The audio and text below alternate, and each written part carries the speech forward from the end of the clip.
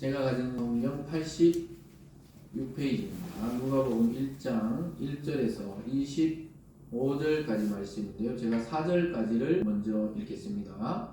우리 중에 이루어진 사실에 대하여 처음부터 목격자와 말씀에 일꾼된 자들이 전하여 준 그대로 내력을 절술하려고 붓을 든 사람이 많은지라 그 모든 일을 근원부터 자세히 미루어 살핀 나로 데오빌로 각하에게 차례대로 써보내는 것이 좋은 줄 알았노니 이는 각하가 알고 있는 바를 더 확실하게 하려 함이로라.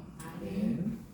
우리 17절을 같이 읽어보겠습니다. 한 절을 더 읽겠습니다. 17절 말씀을 한 목소리로 읽어봅니다. 시작. 그가 또 엘리야의 심령과 능력으로 주 앞에 먼저 와서 아버지의 마음을 자식에게 거스르는 자를 의인의 슬기에 돌아오게 하고 주를 위하여 세운 백성을 준비하리라.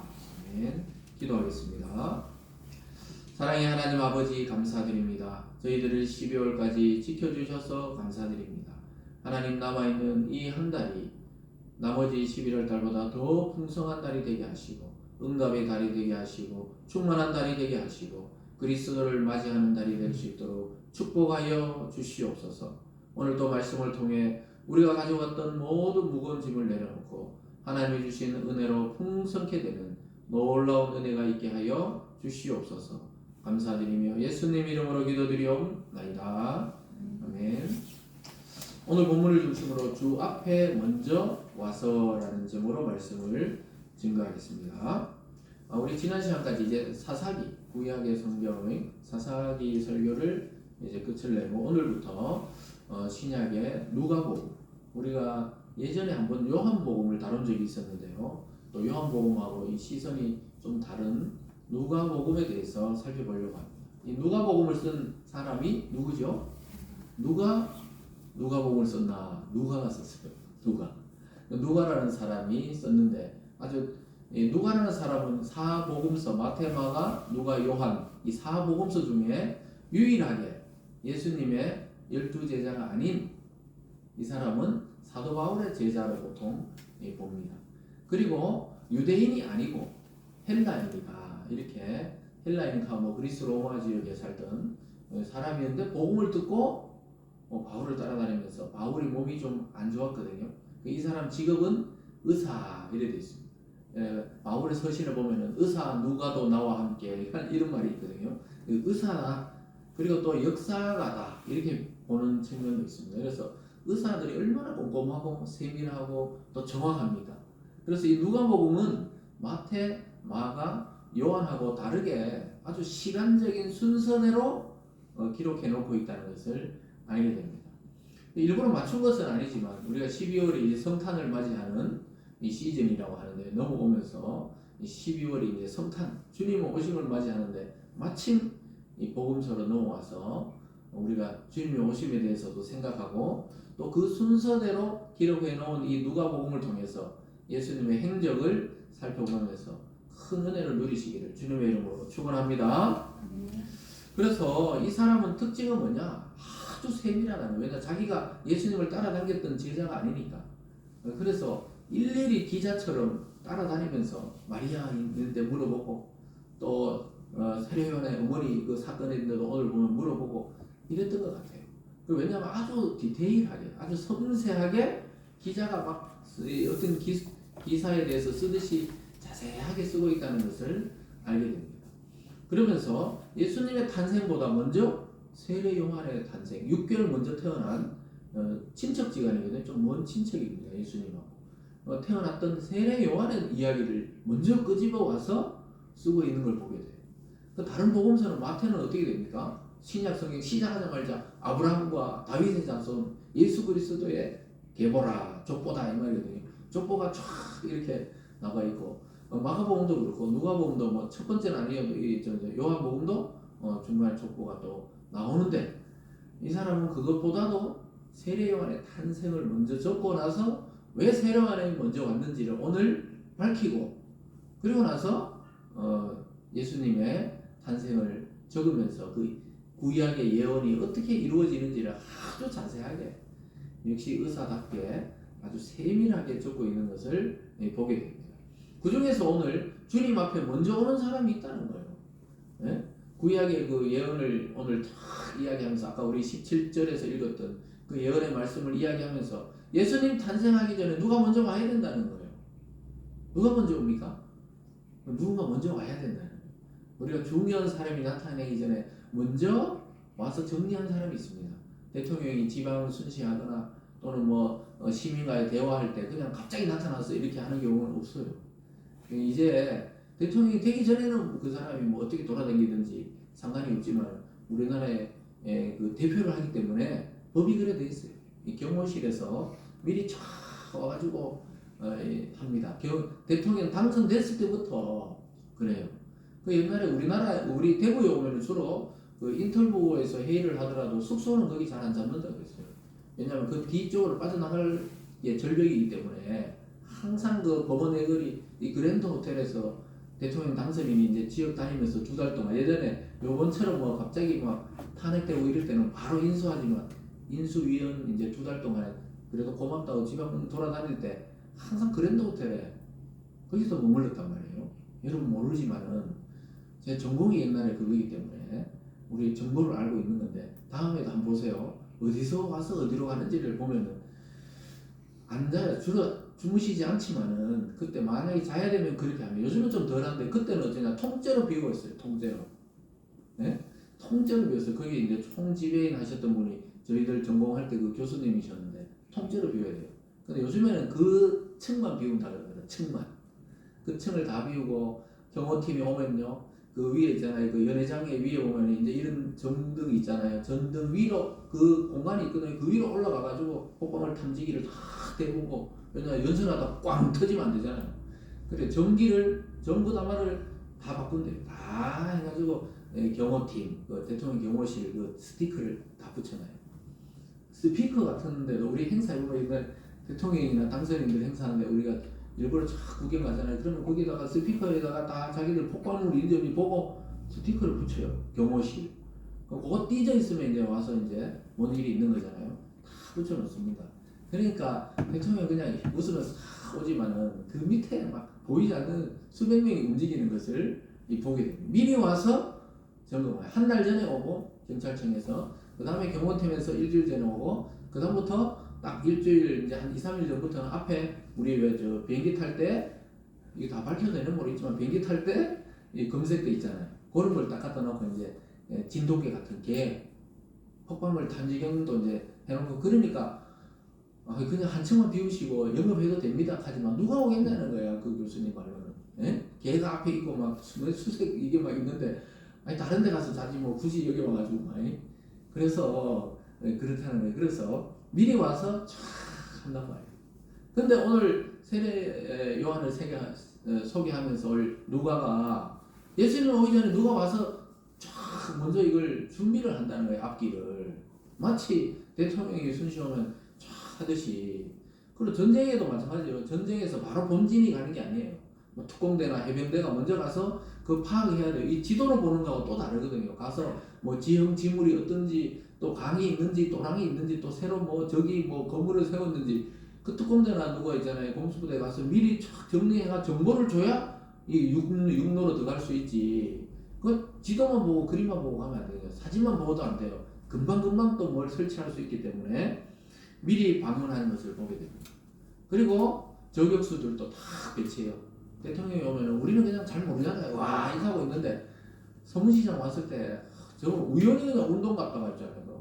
와가지고 보니까 뭐 길을 못 통과하지 왜 이렇게 오늘따라 이렇게 뭐가 많지. 경찰 버스들 벌써 막 우리 집 근처부터 해가지고 막 여러분들 뭐 다른 지역에 있는 분들은 지금 영상으로 봐도 그건 뭔지 모르겠죠. 어느 지역인지 비산내거리가 어딘지 모르지만 거기서부터 막 경찰 차들하고 또 시까맣게 썬팅된 차들하고 막 뭐 누가 왔나 했는데 보니까 오셨더라고요. 그리고 보니까 참 그 대통령 연설하는 단상도 갖고 다녀요. 이 작은 단상 있잖아요. 그 보니까 그걸 갖다 놓고 또 여기 그 다음 이제 인사만 하고 빠지시고 그 다음 사람들이 순서 있으면은 다른 걸 갖다 놓더라고요. 그러니까 대통령실에서 그걸 다 갖고 왔더라고요. 싹 걷어가지고 가고 또 제 아는 우리 선배가 다 그 방송국에 있는 그 선배가 진행을 하시더라고요. 그냥 우연히 지나가다가 마주쳤는데 그런 것처럼 또 보면요, 이 긴 총을 찬 사람들이 또 있어요. 여러분 잘 모르잖아요. 딱 보면은 이 보입니다. 그래서 그리고 딱 건물 위에 있잖아요. 딱 서문시장인데도 국민은행 저 그쪽에 그 좀 목욕탕 이런 데 있잖아요. 우리가 그걸 배웠으니까 잘 보잖아요. 다 배치돼 있다니까요. 다 배치돼 있어. 위에서 봐야 이제 어디서 누가 움직이는지를 보고 이 무전을 치는 거죠. 이렇게 소매 있는 데다가 이게 다 해가 딱 입 갖다 대면 전부 다 이 경호팀의 실장이나 팀장들이 쫙 이야기하는 거죠. 그 정도로 이 아주 있잖아요. 이 미리 준비를 해야 됩니다. 옛날 박근혜 대통령이 퇴임하시고 얼마 전에 그 2, 3년 전에 왔을 때 보셨죠? 뭐가 날라오는데 여성 경호원이 그걸 딱 보고 미리 그냥 몸으로 탁 맞잖아요. 미리 가지고 다 파악해도 갑자기 그럴 수 있거든요. 가방에 넣어가지고 뭐 소주병에 막 뭘 넣었는지 던졌잖아요. 그러니까 근데 우리가 보통 보면은 이 총소리 들리거나 위협이 있으면은 보통 본능적으로 피해야 되는데 경호원들은 오히려 VIP를 덮쳐가 보호하거든요. 그 훈련이 계속해서 그게 가능하다 하더라고요. 계속 가능하대요.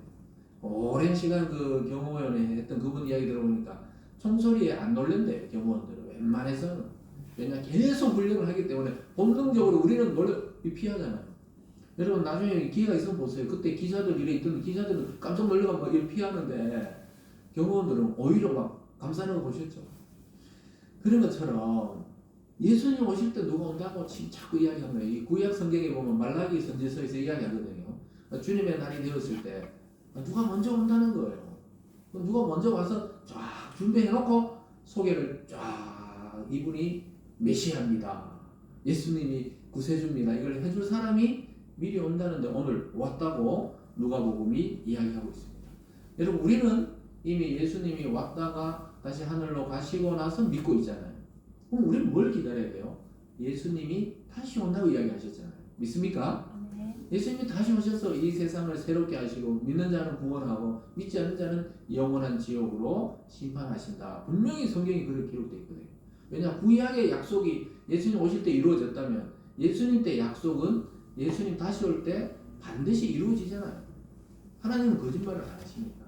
그래서 우리가 할 일은 또 예수님 뭐 이 애기처럼 이게 기다리는 게 아니고 주님이 또 다시 오실 길을 예비하고 준비하는 우리 이 땅의 교회와 성도들이 되시길 주님의 이름으로 축원합니다. 오늘 첫 번째 보면요. 누가는 왜 이 글을 썼던가? 아까 말했듯이 누가는 헬라인이었는데 어떻게 복음을 들었는지 그 연유는 없지만은 그가 오늘 자세히 자기가 살펴봤다고 이야기해요. 이 근원부터 자세히 살펴봤다 그러거든요. 그 2절에 보면요. 처음부터 목격자와 말씀에 일꾼된 자들이 전하여주는 그대로 내력을 저술하려고 붓을 든 사람이 많은지라. 그 모든 일을 근원부터 자세히 미루어 살핀 나도 이렇게 얘기해요. 그래서 자기만이 아니라 예수님을 증거하려고 그 당시에 많은 사람들이 자세히 썼는데 성경을 다 여기 합산해서 내놓을 수가 없잖아요. 성경은 정확한 이 성령의 이 지시와 또 성령의 이 가르침에 따라서 기록된 것만 여기 기록되어 있거든요. 아무리 기록은 해놨겠지만 그게 다 성경에 들어온 건 아니에요. 그래서 우리가 성경책 외에도 예수의 행적을 기록한 게 많다고 우리는 생각합니다. 그러나 자기도 자세히 처음부터 그로부터 살펴본 자기도 이 기록을 하는 이유에 대해서 오늘 설명하는데 한 사람이 나와요. 아까 읽었잖아요. 데오빌로 각하라는 사람이 나옵니다. 3절 끝에 보면요. 데오빌로 각하에게 차례대로서 보내는 것이 좋을 줄 알았노니. 그러니까 이 누가복음은 여러 사람에게 먼저 써보낸 것이 아니고 누구에게 보냈다고요? 데오빌로 각하라고 하는 거 보니까 아마 그 당시 유력한 이 정치적인 지도자였던 것 같아요.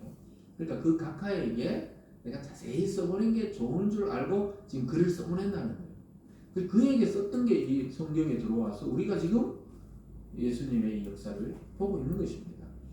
그래서 이 권 있는 자에게 그걸 먼저 보내서 확인을 받아야 그 당시에는 백성이 읽을 수가 있거든요. 예전에는 왕이 오케이 해야 읽을 수가 있어요.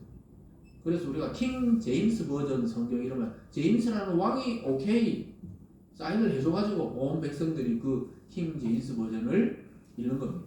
어떤 교회에서 뭐 교단이라 할까요? 교회에서는 킹 제임스 버전만이 유일한 올바른 성경이라고 해서 그 교단은 또 그 성경만 봐요. 이 다른 번역을 안 보고 그때 그게 정확하다. 근데 오늘 누구요? 데오빌로 각하라는 사람에게 누가가 써보냈어요. 써보내서 이 예수님의 이야기가 진실하다고 듣고 사인을 해달라는 거예요. 그러면 우리가 이제 이걸 전하려고 그런다 이렇게 이야기하면서, 그러면서 4절에 이렇게 말하죠. 이는 각하가 알고 있는 바를 더 확실하게 하려 함이로라. 그러니까 먼저 써보낸 글이 또 있다는 거예요. 누가복음 말고. 그 누가가 쓴 글이 성경에 2개 있잖아요. 누가복음은 예수님에 대한 행적, 사도행전은 예수님 돌아가시고 그 제자들의 행적을 쓴 게 누구냐? 누가거든요. 그 누가복음과 사도행전이 2권밖에 안 돼 보이지만 분량은 엄청 길어요.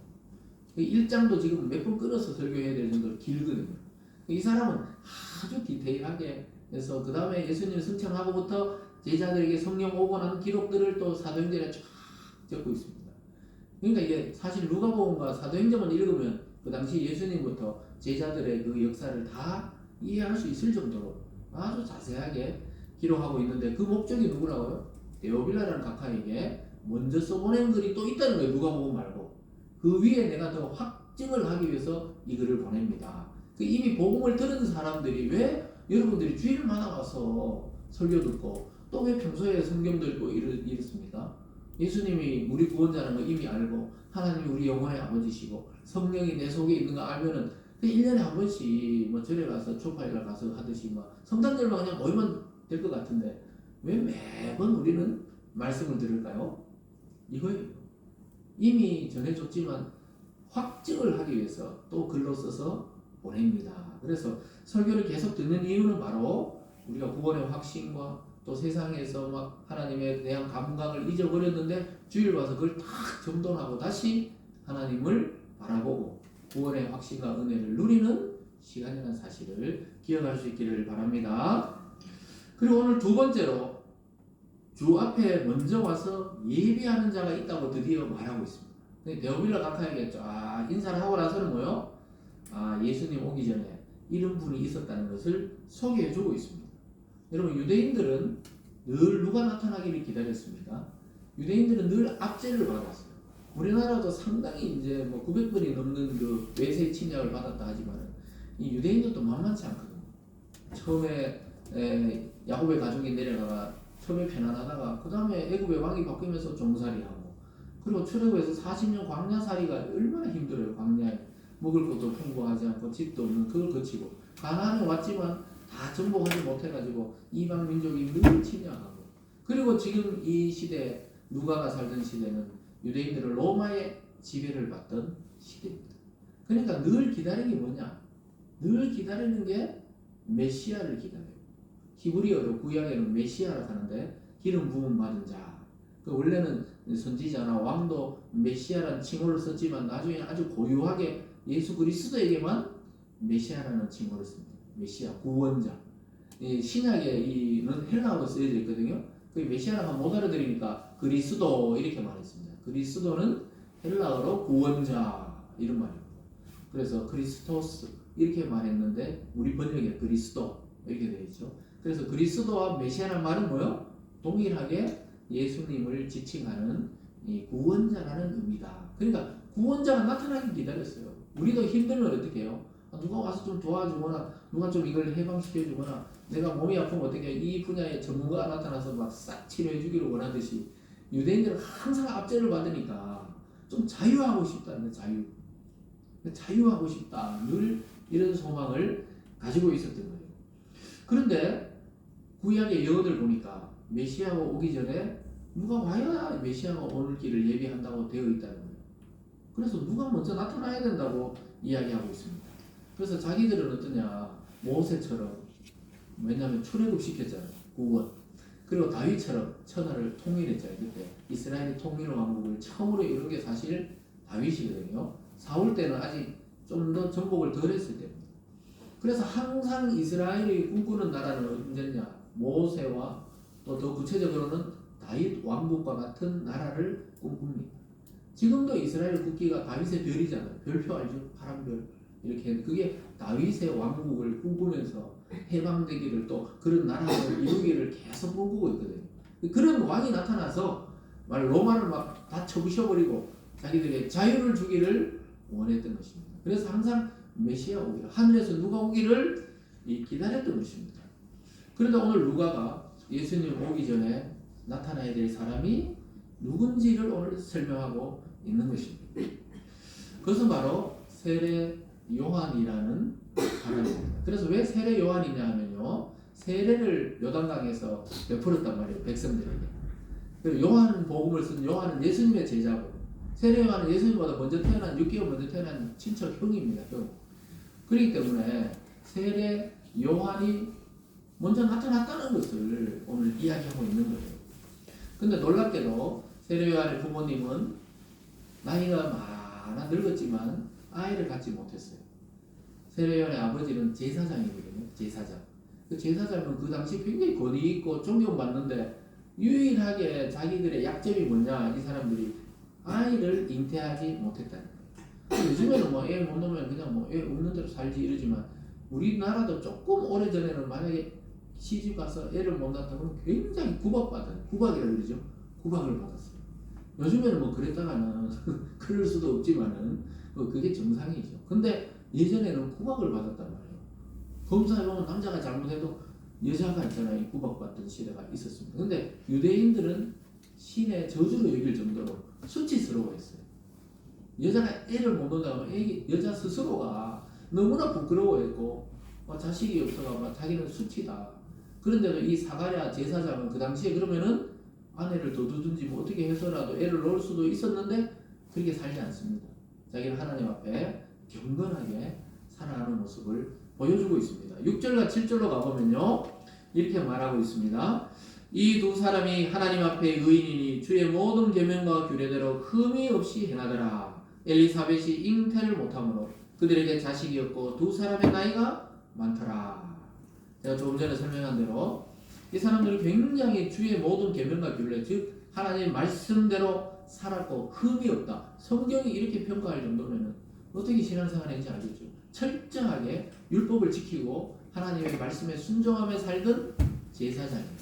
형식적으로 그냥 혈통적으로 내려오니까 그냥 제사장 역할만 한 게 아니고 진실로 세례요한의 아버지와 어머니는 참 존경받던 신앙인인데 단 하나, 엘리사벳, 세례요한의 어머니 이름이거든요. 엘리사벳이 잉태, 아이를 갖지 못함으로 자식이 없었는데 한 해 두 해 가다가 이제 나이가 많았더라. 구약에 그런 약속의 사람이 있죠. 아브라함도 나이가 많아서 또 사라도 경수가 끊겼더라. 그래 애를 가질 수 없는데 애가 태어났잖아요. 약속의 자녀입니다. 오늘도 애를 가질 수 없는 나이까지 되어버렸거든요. 그래서 자기는 그냥 하나님을 의지하고 그냥 이렇게 살아야 되겠다 이러고 있을 때 하나님의 천사가 나타나서 알려주는 소식이 뭐냐, 아들을 낳게 될 것이다 이렇게 말합니다. 아주 놀랍게도 전혀 아이를 가질 수 없다고 생각하는 그때에 하나님의 일이 시작됩니다. 아브라함과 사라도 전혀 애를 가질 수 없는 나이가 되었는데 하나님이 어떻게 해요? 그때 하나님의 역사가 시작됩니다. 여러분, 인간의 한계가 왔을 때 그때 하나님의 일이 시작되는 줄 믿으시기를 주님의 이름으로 축원합니다. 네. 우리에게는 한계지만 하나님에게는 이제 일의 시작에 불과한 것입니다. 그래서 여러분들 살아가다 보면 이걸 어떻게 하지? 이 문제를 어떻게 해결하지? 이럴 때 두 손 두 발 다 들고 우리가 하나님 앞에 항복할 때 하나님의 일하심이 시작되는 경우가 많이 있습니다. 그래서 주의 사자 가브리엘이라는 천사가 나타납니다. 누구라고요? 여러분 인물들을 잘 알아야 돼요. 지금 누가복음에서 가브리엘이 또 등장할 때가 있거든요. 가브리엘이 뭐냐? 천사예요, 천사. 하나님의 기쁜 소식이 올 때는 누가 와요? 가브리엘이 옵니다. 가브리엘이 다 나타나가지고 아이를 낳을 것인데 이름까지 지어줍니다. 그 당시에 이름은 부모가 짓거나 주로 아버지의 이름을 따라서 짓거든요. 전혀 새로운 이름이 하나 딱 등장해요. 이름을 낳거든 요한이라 하라 이렇게 말합니다. 한번 볼까요? 11절부터 13절에 보면요, 주의 사자가 그에게 나타나 향단 우편에 선지라. 사가랴가 보고 놀라며 무서워하니 천사가 그에게 이르되 사가랴여 무서워하지 말라. 너의 간구함이 들린지라. 내 아내 엘리사벳이 내게 아들을 낳아 주리니 그 이름을 요한이라 하라 이렇게 말합니다. 향단 우편이라는 게 제사장이니까 그 순서에 따라서 그 당번이 있었거든요. 당번. 제사장이 여러 명이잖아요. 뭐 서로 막 들어가라 마라 이러지 않도록 순서가 있어요. 오늘은 사가랴가 들어가고 내일은 뭐 누가 들어가고. 그러니까 사가랴가 습관에 따라서 자기 그 의에 따라서 들어가서 이제 향단에서 이제 향을 피우고 하나님께 예배드릴 준비를 하는데 갑자기 천사가 나타났어요. 천사 보통 날개 있다고 하는데 원래 날개가 있다는 거 성경에 나오지는 않는데 그릴 때 자꾸 그리는데 날개가 없을 확률이 많습니다. 그 옷이 아마 날개처럼 보였던 게 아닌가 이렇게 보는데 예수님이 나중에 예수님의 무덤에도 천사가 탁 머리밭하고 발끝에 앉아 있었잖아요. 천사들이 가끔 나타나는데 평소에는 안 보이는 게 정상입니다, 여러분. 여러분 참 왜냐하면 이 육체가 없는 피조물이거든요. 영적 피조물이거든요. 쉽게 말하면 천사는 안 보여야 정상인데 가끔 하나님이 심부름시킬 때 사람에게 이렇게 천사를 보이게 할 때도 있습니다. 물론 꿈에 뭐 천사를 봤다 이런 사람이 있지만 실존하는 영적 피조물이거든요. 천사들은 우리는 바디 육체를 가진 하나님이 창조물이고 천사는 육체가 없는 피조물이거든요. 그래서 천사들이 왜 히브리서를 보면 늘 부러워한다 그러잖아요. 육체를 가지는 게 어떤 것일까? 천사들이 흠모한다 이러거든요. 우리 인간을. 우리는 막 내가 천사라면 얼마나 좋을까 이런 노래도 지어 부르고 이러지만 천사가 오히려 우리를 부러워한다고 성경에 나타납니다. 자기들은 죽어본 적도 없고 살아본 적도 없고 계속 살고 있는데 야 인간은 죽는 거 뭘까? 육체는 뭘까? 야 삼삼하다. 정말 뭐 부러워한다는. 그래서 막 예배 드릴 때 막 와서 듣고 이런다. 무슨 말인지 알겠죠? 근데 오늘 천사가 하나님의 신부는 가브리엘이 딱 나타나서 전해줍니다. 가볼까요? 11절 13절입니다. 아까 읽었나요? 안 읽었죠? 11절 읽었나요? 예. 예. 거기 읽었죠. 그래서 천사가 도와주면 뭐라 그랬어요? 엘리사벳이 내게 아들을 낳아주니 이름을 요한이라 하라. 이렇게 말합니다. 존이다 말이에요. 존. 영어로는 존입니다. 영어는 영국이나 혹시 미국 갈 일이 혹시 생기거든. 요한복음 한번 못 알아들었습니다, 여러분. 존이라 해야 존. 우리 요한 이를 보내있지만은 그래서 하나님이 이름을 지어줬다는 건 뭐죠? 특별한 사명이 있다는 겁니다. 나중에 우리 그리스도 예수께서도 어떻게 해요? 마리아에게 그 이름을 예수라 하라 이렇게 알려주잖아요. 특별한 이름들은 이름을 지어줘요. 대부분은 부모들이 짓지만은 또 아버지의 그 성을 따라 이렇게 이 히브리 이 이름 짓는 법이 있어요. 근데 구약에 아브라함도 그러잖아요. 내년 이맘때쯤 이삭을 낳으리라. 그러니까 아브라함이 하고 막 천사 이야기를 듣다가 누가 웃어요. 뒤쪽에서 뒷문에 가만 듣고 있던 그 부인 사라가 막 웃긴다. 내가 지금 90이 넘었는데 껄껄껄 웃고 있으니까 천사가 왜 웃느냐니까 안 웃었는데요? 이러니 웃었다. 그래서 네 아들 이름을 웃음이라 하리라. 이삭이란 말. 이삭이란 말이 웃음이란 말이거든요. 그래서 그들에게 기쁨을 줬듯이 오늘 이 세례 요한의 탄생은 이 사가랴와 엘리사벳 이 부부의만 기쁨이 아니고 온 인류에 기쁜 소식을 전하는 자가 태어나게 되는 것입니다. 그래서 여러분 참 놀랍게도 성경에 뭐 하나님 모든 사람의 이름을 지어주는 건 아니어도 가끔씩 아주 중요한 인물들의 이름을 직접 천사들에게 하는 계시를 통해 알려줍니다. 그의 사명이 있기 때문에 그렇죠. 그래서 요한이 태어나고 또 나중에 예수님을 증거하면서 살아가는 자가 됩니다. 그래서 아주 놀라운 일이 일어나고 있는데요. 태어날 아이를 요한이라 해놓고는 특별한 사명을 수행할 것이라고 천사가 또 예언해 줍니다. 이름만 지어준 게 아니고 이 애가 태어나서 할 일이 어떤 일인지를 알려주는 거예요. 마치 구약의 사사 삼손에게 나타났을 때 그 부모에게 뭐라 그랬어요? 뱃속에서부터 독주와 포도주를 마시지 말게 하라 이랬는데 세례 요한의 부모에게도 이야기합니다. 그 아이에게 절대 술을 가르치지 말라. 그 말은 뭡니까? 엄마도 술을 먹지 말라는 거예요. 뱃속부터 이 포도주와 독주를 마시지 말라 그런 말이 애가 그 안에서 막 술을 어떻게 마시겠어요? 그러니까 엄마가 정결하게 준비되라. 물론 뭐 엘리사벳이 술을 마시고 이러지는 했다는 기록은 없지만 아주 정결하게 뱃속에서부터 아이가. 그래서 여러분 술을 좋아하는 엄마 밑에 애가 태어나면 나오면서 술을 찾을 수도 있어요. 그러니까 술을 또 막 요즘 뭐 젊은 뭐 여성 남성 할 것 없이 담배를 많이 피우시잖아요. 전자담배도 막 해롭지 않다 그래 막 피우고 이러는데 하도 운전하면서 예쁜 이 아가씨들이 막 창문 열어놓고 막 전자담배를 뽀꼼뽀꼼 피우더라고요. 그래 우리 아내 보고 그랬거든요. 야, 저 전자담배도 몸에 안 좋다는데 이게 아마 순하니까 더 많이 피운다는 거예요. 근데 그 A인데 치명적이거든요. 나중에 A 내 말딸이나 이런 데도 그렇고. 근데 그걸 모르는 거예요. 그러니까 자기 몸을 자기 몸으로만 생각하니까 나중에 이제 만약에 결혼해서 애를 갖게 되면 굉장히 후회를 한다. 이런 이야기를 들은 적이 있습니다. 그래서 어쨌든 간에 엄마가 준비되어야 아이가 그때부터 순결하게 되는 것 같아요. 그러니까 이 나시린처럼 아예 이야기합니다.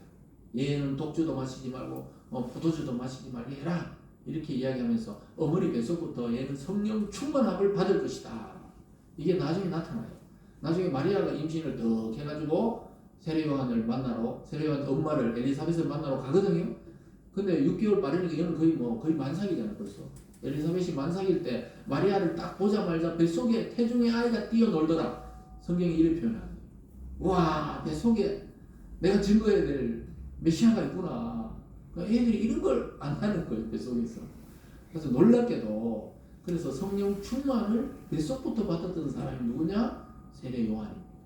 나중에 그대로 그냥 그 성령 충만 그대로 들판에서 사람들 막 모아가지고 막 메시아가 온다. 하나님의 길 나라가 온다. 막 이렇게 불같이 외쳤던 사람이 됩니다. 그런데 아주 놀라운 이야기를 합니다. 천사가 구약의 말라기가 예언했듯이 예수님이 오기 전에 또 메시아가 오기 전에 그 길을 예비할 자가 너희 아들이 될 것이라고 이야기해 줍니다. 17절을 함께 읽어볼까요? 아까 우리 읽었었는데 다시 한번 읽겠습니다. 시작. 그가 또 엘리야의 심령과 능력으로 주 앞에 먼저 와서 아버지의 마음을 자식에게 거스르는 자를 의인의 슬기에 돌아오게 하고 주를 위하여 세운 백성을 준비하리라. 말라기 4장 5절 6절에 보면요 그런 말씀이 있거든요. 여호와의 크고 두려운 날이 이르기 전에 말라기는 구약의 마지막 선지자입니다. 말라기를 딱 읽고 나면 그 다음 마태복음 넘어가잖아요. 신약으로. 마지막 선지자가 마지막에 한 말이 뭐냐? 여호와의 크고 두려운 날, 즉 말세 마지막 때가 이르기 전에 내가 선지자 엘리야를 보내리라. 이렇게 되어 있거든요. 그래서 유대인들은 엘리야가 언제 올까? 왜냐 엘리야가 불말과 불병을 타고 죽음을 보지 않고 승천해버렸잖아요. 그러니까 엘리야가 언제 올까 계속 하늘을 쳐다보며 기다렸는데 오늘 천사가 뭐라 그래요? 엘리야의 심령과 능력으로 나타난 애가 세례 요한이다. 무슨 말입니까? 그 하늘로 간 엘리야 오지 않는다는 거예요. 그 엘리야의 심령과 능력, 즉 그런 마음과 그런